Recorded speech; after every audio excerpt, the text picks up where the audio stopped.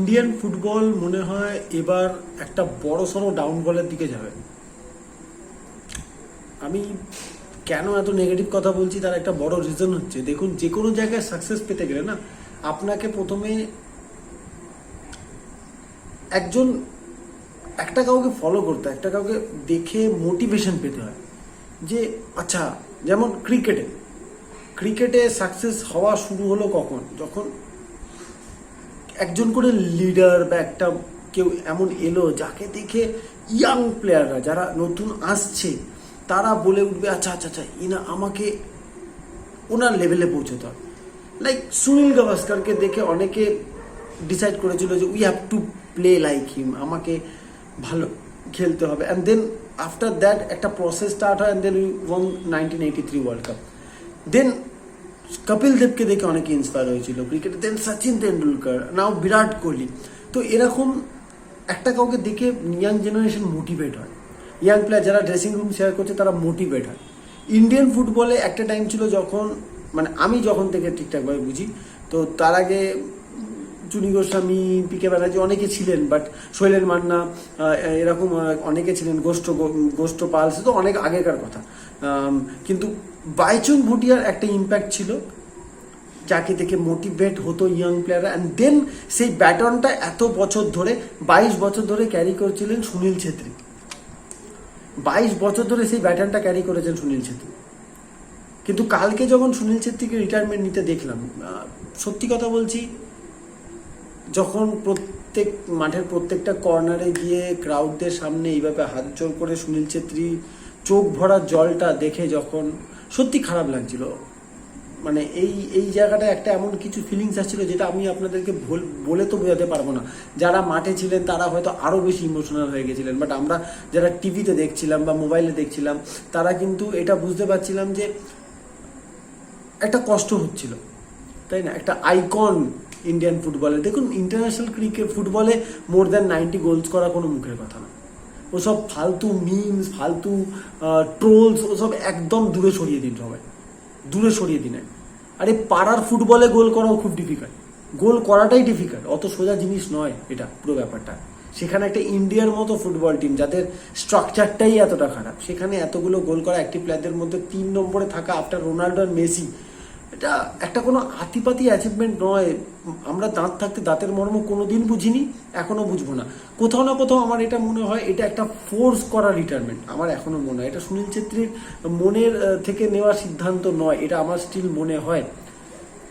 কালকে সুনীল ছেত্রীকে ওই রকমভাবে দেখে আমার যেটা প্রথম মনে হলো যে এবার একটা বড় সড়ো ডাউনফলের দিকে যাবে, কারণ আমাদের ফুটবলে যে প্লেয়াররা এবার আসবে, যারা ড্রেসিং রুমে যাবে, যারা ইন্ডিয়ান ফুটবলের সঙ্গে ঘুরে বেড়াবে, সেই সব প্লেয়াররা মোটিভেশনটা কাকে দেখে পাবে, তাদের আইডল কি হবে, ড্রেসিং রুমে কে তাদের মেন্টরটা কে হবে।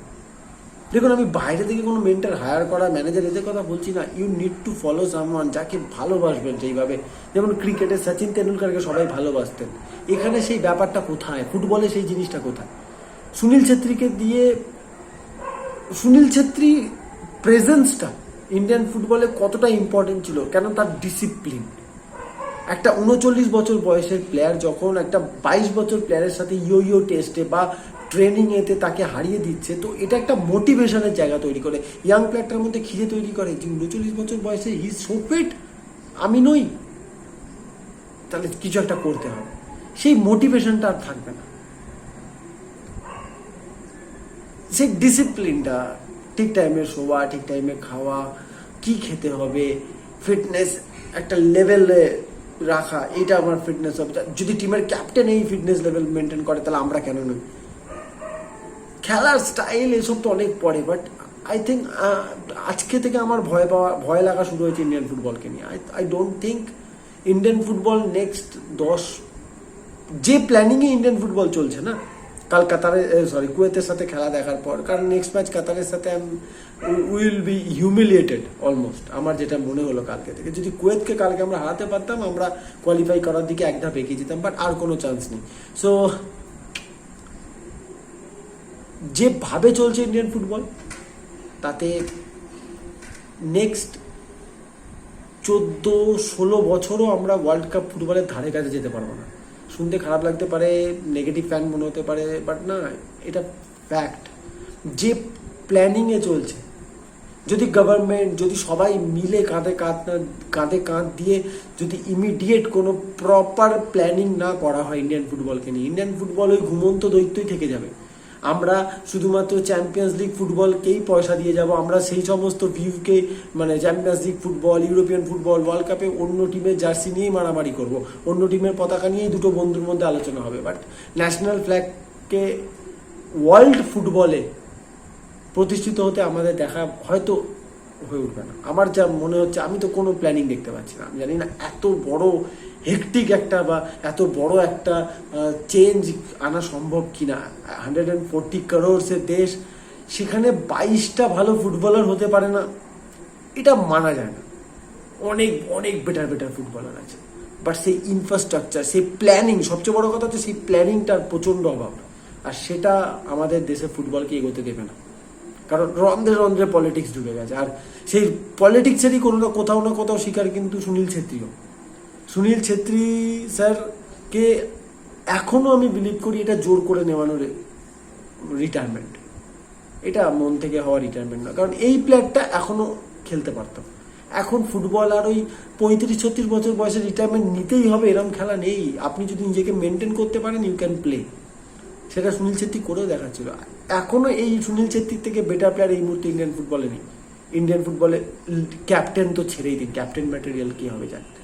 যদি আমি ইন্ডিয়ান ফুটবল খুব একটা বেশি ফলো করি না, but still thank you Sunil Chhetri sir, thank you. আপনি যা করেছেন ইন্ডিয়ান ফুটবলের জন্য, ইন্ডিয়ান ফুটবলকে অ্যাটলিস্ট একটা ইন্টারন্যাশনাল জায়গায় একটা নাম এত বছর পর তো দিয়েছেন না। আমরা তো ম্যাক্সিমাম সব ওই ময়দান 11 এইসব সিনেমা দেখেই খুশি থাকি, যেখানে সিনেমাতে আমরা দেখি অনেক কিছু হচ্ছে। এগুলো একসময় রিয়েলি হয়েছে, আমি জানি, এগুলো কোনো রূপকথা না।